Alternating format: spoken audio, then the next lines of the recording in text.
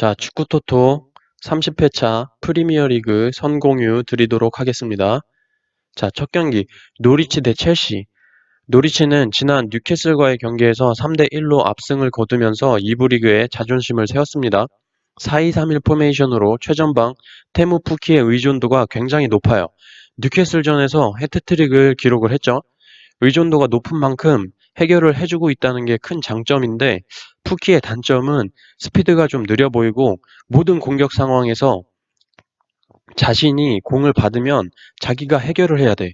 그래서 다른 선수들한테 공을 잘 안 돌리고 어떻게든 슛으로 만들어가는 스타일이에요. 이 스타일에 다른 선수들도 맞춰가는 모습이에요. 슈팅할 타이밍에도 푸키한테 패스를 다른 선수들이 주는 경향이 굉장히 많아 보여요.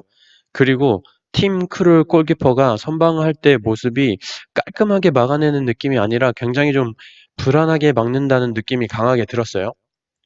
그리고 수비수들이 수비 복귀 시에 자기 위치를 찾아가는 게 좀 느린 편으로 보입니다. 첼시는 지난 레스터시티와의 경기에서 1대1 무승부를 기록하면서 리그 개막 후에 두 경기 동안 승리가 없습니다. 4-2-3-1 포메이션으로 지루가 지금 최전방에서 공을 떨궈주는 역할을 많이 하고 있고, 지난 경기에서 보셨듯이 메이슨 마운트 선수가 폼이 굉장히 좋아요. 골 찬스는 많은, 골 찬스는 많은데 지금 첼시는 아자르 공백 때문인지 뭔가 결정력에 있어서 잘 풀리지가 않는 느낌이에요. 첼시가 최근 경기가 잘 풀리지 않는 건 사실이죠. 어쨌든 노리치는 첼시를 상대로 승리를 챙기기에는 무리가 있어 보입니다. 첼시의 센터백 두 명이 상대편 아니다. 첼시의 센터백 두 명이 공격 시에도 상대 진영으로 잘 넘어가지 않기 때문에 노리치 시티가 역습을 오는 상황이 오면 분명히 가운데로는 치고 들어올 수가 없어서 사이드로 치고 들어올 수밖에 없어요. 그렇게 해서 크로스가 올라온다 하더라도 노리치 공격 라인 선수들이 키가 크지 않기 때문에 그닥 첼시한테 위협적이지가 않아요. 첼시가 전 경기 레스터 시티와의 경기에서 먹힌 골이 키가 큰 은디디 선수한테 세트피스 상황에서의 헤딩골을 먹힌 거였어요. 그만큼 푸키처럼 필드에서 조준하고 발사하는 식의 슈팅으로는 첼시의 수비진을 뚫을 수 없어 보이고, 첼시의 공격진 지루, 페드로, 마운트 선수들 언제든지 골 넣을 준비가 되어 있는 것으로 보입니다. 그래서 저는 이 경기 노리치의 단통 패드립니다. 다음 경기 브라이턴 대 사우스햄튼. 브라이턴은 와포드를 3대0으로 완파를 하고 웨스트햄과 1대1 무승부를 기록하면서 지난 시즌 17위를 했던 경기력과는 다른 행보를 걷고 있어요. 지금 브라이턴의 승리에 50%가 넘는 투표율이 몰리고 있는데, 제가 볼 때 이 경기가 약간 역배의 냄새가 강하게 나는 경기로 보이고, 이번 사우스햄튼전에는 브라이턴이 승리를 가져가지는 못할 것으로 보입니다. 사우스햄튼의 레드몬드와 채 아담스가 살아나고 있고, 전 경기 리버풀과의 경기에서 리버풀을 압박하는 모습이 굉장히 인상적이었어요. 2대1로 패배를 하긴 했지만 찬스나 경기 주도면에 있어서 사우스햄튼이 리버풀에 밀리지 않았다고 봅니다, 저는. 번니와의 그 첫 경기 3대0 패배 때 보여준 그 무기력한 경기력과는 좀 다른 모습이었어요. 개막 후 지금 2연패 중인 사우스햄튼에게는 지금 이 브라이턴전이 반등할 수 있는 기회로 보입니다. 저는 그래서 이 경기 브라이턴의 무와 패 투픽 드립니다. 다음 경기 맨유 대 크리스탈 팰리스. 맨유는 지난 울버햄튼 원정에서 1대1로 무승부를 기록하면서 원정에서 좀 약한 모습을 보여줬습니다. 지금 포그바 선수가 활동량도 활동량이지만 페널티킥을 날려먹었죠. 저는 개인적인 생각이지만 저는 맨유 싫어하는 이유 중에 한 가지가 있다면, 포그바 그 어슬렁거리는 게 굉장히 거슬려요. 패스 한 번 주고 어슬렁어슬렁 껄렁껄렁거리는 게 너무 싫어요. 외국이었으니까 지금 대표 선수로 뽑히고 그런 거지, 한국이었으면 지금 이미 어렸을 때부터 싸가지 없다고 정강이 까이고 은퇴하고 다 커서 그냥 일반 회사 들어가서 주말에 조기축구 나가서 아저씨들한테 또 싸가지 없다고 또 정강이 깔 거예요. 어쨌든 포그바도 그렇고 전체적으로 자기 실력들을 맨유 선수들이 너무 믿고 있어서 열심히 뛰어 보이질 않아요. 자, 상대편 크리스탈 팰리스는 지금 리그 개막하고 1무 1패인데 중요한 건 골을 못 넣어요. 지금 자아랑 벤테케 뭐 하는지 모르겠고 에버튼이 뭐 자아 산다고 1,000억을 불렀을 때 크리스탈이 뭐 안 돼. 뭐 1,200조, 1,200억 조. 이래서 에버튼이 안 사. 이래서 지금 에버튼이 안 사갔는데 사갔으면 큰일 날 뻔했어요. 너무 못하고 지금 공 잡으면 사이드로 뛰어가서 혼자 그냥 수비 앞에 두고 헛다리 짚고 재롱 부리다가 백패스 주고 이해가 안 갑니다. 안 팔았다고 시위하는 건지 잘 모르겠어요. 어쨌든 이 경기 맨유의 홈이고 지금 크리스탈 팰리스 공격력으로는 골을 넣을 수가 없습니다. 맨유 수비 아시죠? 그래서 이 경기는 이변이 일어날 수가 없다고 생각을 하고 간단하게 맨유의 단통 승 예상합니다. 다음 경기 셰필드 대 레스터시티. 셰필드는 지난 크리스탈 팰리스와의 경기에서 1대0 승리를 거두면서 리그 2경기째 패배가 없습니다. 지난번에도 말씀드렸듯이 딘 앤더슨 골키퍼가 굉장히 잘하고 맥골드릭, 빌리 샤프 선수, 지난 경기에서 골을 기록한 룬드스트람 선수, 전체적인 밸런스가 굉장히 좋아 보여요. 하지만 지난 울버햄튼, 첼시 2연속 무승부를 기록한 레스터시티가 셰필드를 상대로 2부 리그의 한계를 보여줄 것으로 예상이 됩니다.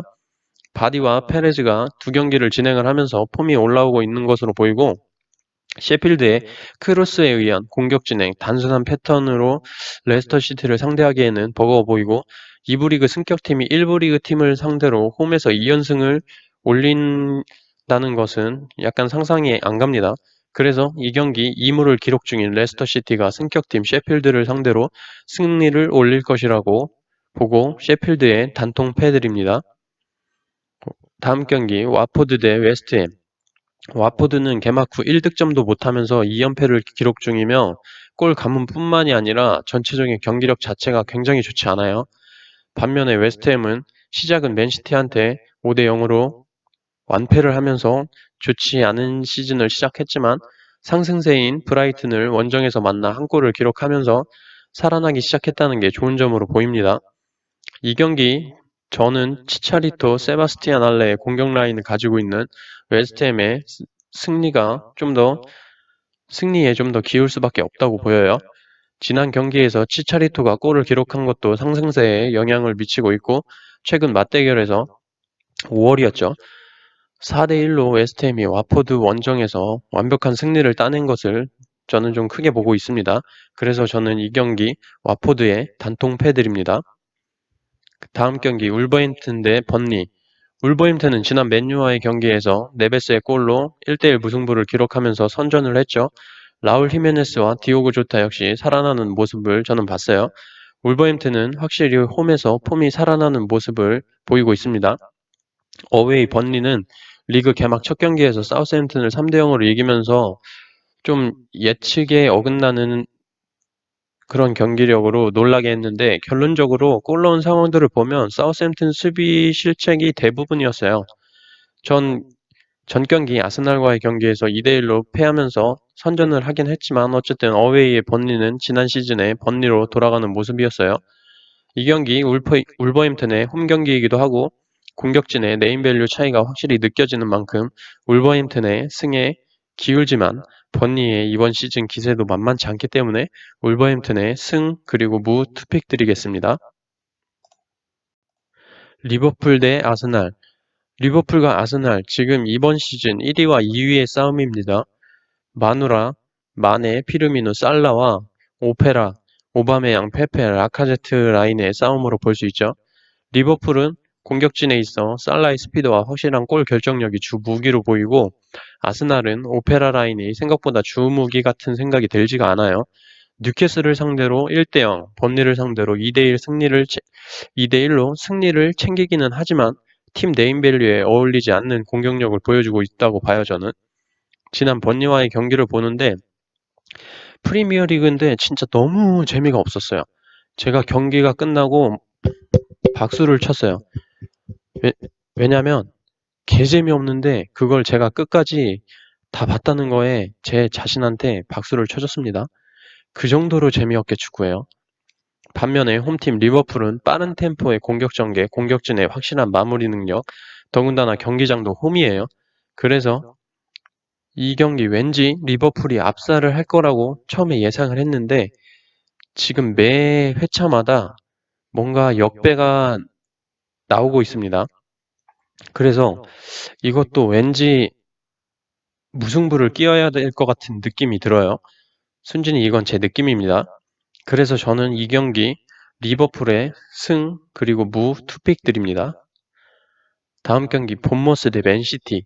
본머스는 셰필드와 무승부, 아스톤 빌라를 상대로 승리를 거두면서 1승 1무로 리그 시작을 좋게 가져가고 있습니다. 하지만 상대는 맨시티죠. 지난 토트넘과의 경기에서 2대2로 무승부를 기록하긴 했지만 압도적인 경기력을 보여줬습니다. 토트넘이 잘 막아냈다고 봐야죠. 결론적으로 토트넘이니까 막아낸 겁니다.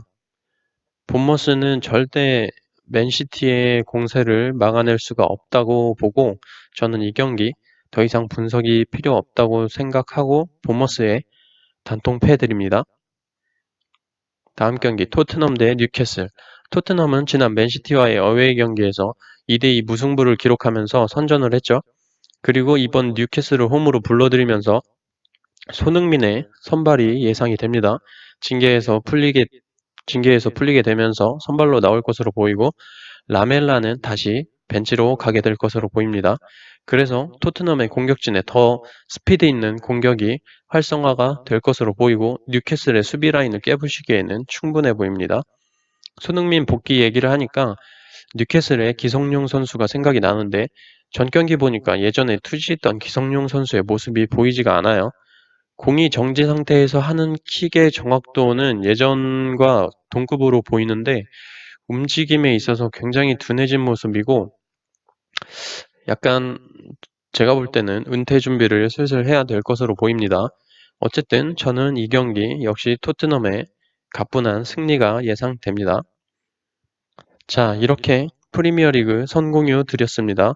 국내 배당까지 모두 뜨는 금요일에 K리그와 종합하여 최종 픽 공유 드릴 예정이나 프리미어리그의 경우 배당을 보더라도 결과가 달라질 경기는 별로 없어 보입니다. 그리고 프로토로 토토하자 2회차 경기 조합도 30회차 토토 분석 공유 드릴 때 같이 공유 드리도록 하겠습니다. 어쨌든 저는 금요일 밤에 축구 토토 30회차와 프로토로 토토하자 2회차 최종 픽을 가지고 돌아오도록 하겠습니다. 좋은 밤 되십시오.